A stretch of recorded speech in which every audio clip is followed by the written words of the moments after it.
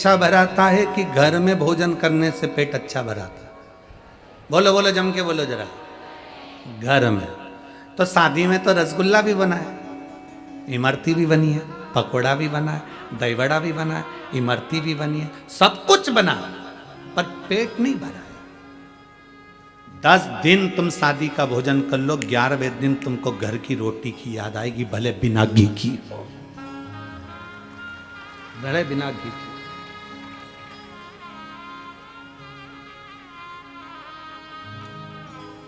कितना भी सुख हो जाए, घर के भोजन की याद आती है। बस उतना स्मरण अपने बुद्धि में रखना, घर के भोजन की जैसे याद आती है घर की रोटी की याद। क्यों? क्योंकि ये शादी के भोजन से पेट नहीं भराने वाला। शादी के भोजन से केवल पेट भरा सकता है, पर आत्मा नहीं भराएगी, मन नहीं भराएगा। घर का जो भोजन होता है वो तुम्हारी मेहनत का होता है, तुम्हारे परिश्रम का होता है। उसका एक रोटी तुम्हारे को मन और पेट दोनों भर देती है।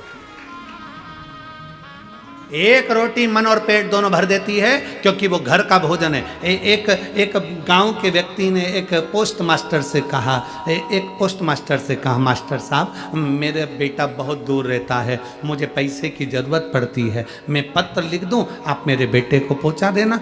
मास्टर साहब ने कहा लिख दो। बेटे को पत्र लिखा, उस पत्र में गांव के व्यक्ति ने लिख दिया, बेटा मुझे हर महीना 10 रुपया भेज दिया कर, मेरा गुजारे के पैसे नहीं हैं। अब 10 रुपए भेज दिया कर। मास्टर साहब को पत्र दिया कि इसको मेरे बेटे तक पहुंचा देना। मास्टर साहब ने सोचा, पोस्ट मास्टर ने सोचा 10 रुपए लिखे हैं, इसमें एक जीरो बढ़ा देता हूं, और पोस्ट मास्टर ने उसमें एक जीरो बढ़ा दी। अब कितने रुपए हो गए? 100 रुपए। पोस्ट मास्टर क्या करता? बेटा 100 रुपए भेजता, 90 रुपए पोस्ट मास्टर रख लेता, 10 रुपए उस बुजुर्ग व्यक्ति को दे देता। 90 रुपए प्राप्त होने लगे। धीरे धीरे समय निकला। 1 साल बाद पोस्ट मास्टर ने कहा, अब 10 रुपए में क्या होता है काका जी, 20 रुपए तो लिखो। काका जी ने कहा बिल्कुल सही कह रहे हो, 10 रुपए में मेरा गुजारा नहीं होता। 20 रुपए लिख दिए। पोस्ट मास्टर ने क्या करा? जम के बोलो, एक जीरो बढ़ा दी। कितना हो गया? 200। बेटा 200 रुपए भेजता, 180 रुपए पोस्ट मास्टर निकालता, 20 रुपए गांव के व्यक्ति को। पैसे का ढेर लगने लगा। पुरानी बात थी, उस समय पर 10 रुपए और 20 रुपए बहुत बड़ी कीमत होती थी, बहुत बड़ी कीमत होती थी। पैसा बढ़ता गया, बढ़ता गया, बढ़ता गया। वो व्यक्ति को 20 रुपए मिलते थे और पोस्ट मास्टर को, जम के बोलो, 180। उस समय पर 180 मतलब ये जानकर चलना, आज के समय का 1,00,000 सवा लाख रुपया, उस समय का ये स्थिति थी। पैसा बढ़ता गया।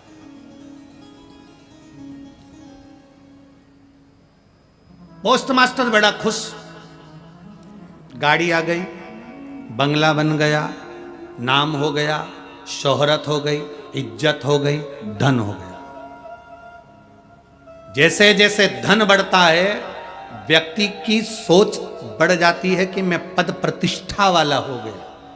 पर उसको सोचना चाहिए कि जो मेरे पास में 180 रुपए आए हैं वो मेरे नहीं हैं, वो किसी और के हैं, मैं तो बस इसका भोग कर रहा हूं।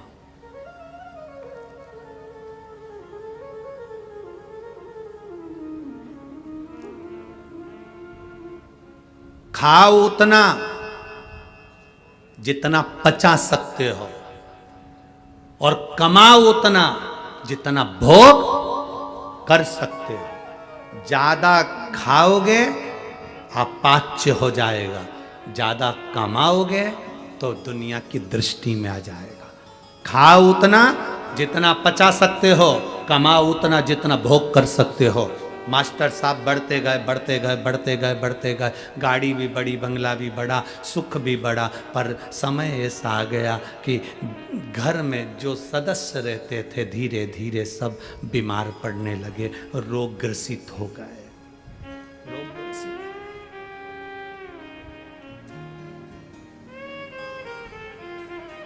वो 20 रुपए में वो गांव का व्यक्ति अपने 8 परिवार के सदस्य को पाल रहा था, और यहाँ 180 मिलने के बाद, तनख्वाह भी मिलने के बाद वो अपने 4 लोगों को पाल नहीं सका।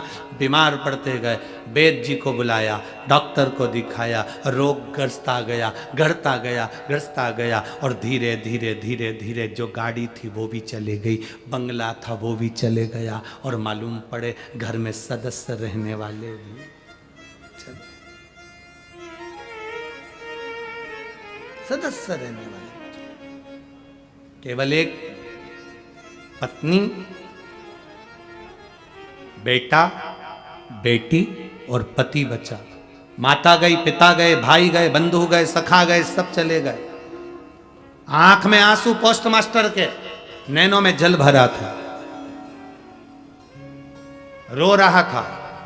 वो गांव का बुजुर्ग व्यक्ति उससे मिलने के लिए आया, और मिलने के लिए आया तो कहा, पोस्ट मास्टर साहब आपको क्या हो गया, आपके परिवार को क्या हो गया, देखो कितना कष्ट है, पर बाबा की कृपा से आप जो मुझे 20 रुपए देते हो ना पोस्ट मास्टर साहब, आपका भगवान बहुत भला करे। मेरा बेटा जो पैसा भेजता है ना, वो 20 रुपए से मेरा घर बड़ा फल फूल रहा है, पर आपके ऊपर ऐसा क्या पहाड़ टूट गया जो पूरा घर बिखर गया, गाड़ी बंगला सब चले गया, धन दौलत सब चले गया, संपदा वैभव सब चले गया, और मैं 20 रुपए में भी सुखी हूं। बाबा कहकर गया, एक संत सामने से निकल कर आया। पोस्ट मास्टर ने उसके चरण पकड़ लिए। बाबा जी, मैंने सुना है आप ज्योतिषाचार्य, आप ज्योतिषी करते? हाँ, मेरा भाग्य देखकर बताओ कि मेरी जिंदगी में ऐसा कष्ट क्यों आ रहा है। ज्योतिषाचार्य ने कहा, 180 भारी पड़ गए हैं। वो 180 रुपए मिले हैं, वो भारी पड़ गए।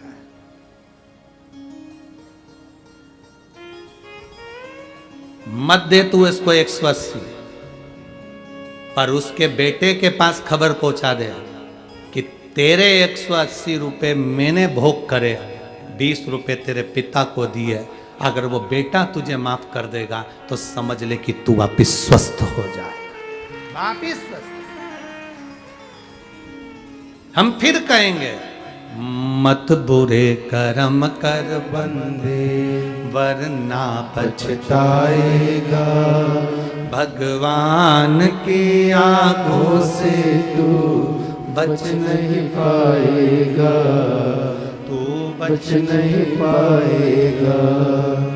अरे ओ अज्ञानी, मत करना नादानी, अरे ओ अज्ञानी, मत करना नादानी। तेरे कर्म का फल भी तू ही पाएगा, जैसा किया तूने तेरे आगे आएगा। मत बुरे कर्म कर बंदे, वरना पछताएगा।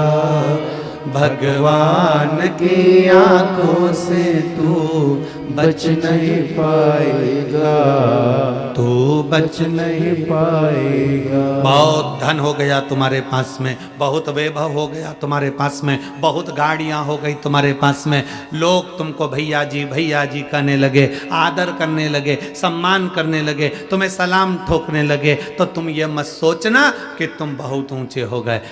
शिव महापुराण की कथा कहती है, जो बहुत उन्नति पर हो जाता है, बहुत ऊपर पहुंच जाता है, उसको झुककर चलना सीख लेना चाहिए, तो जिंदगी में आगे बढ़ जाए।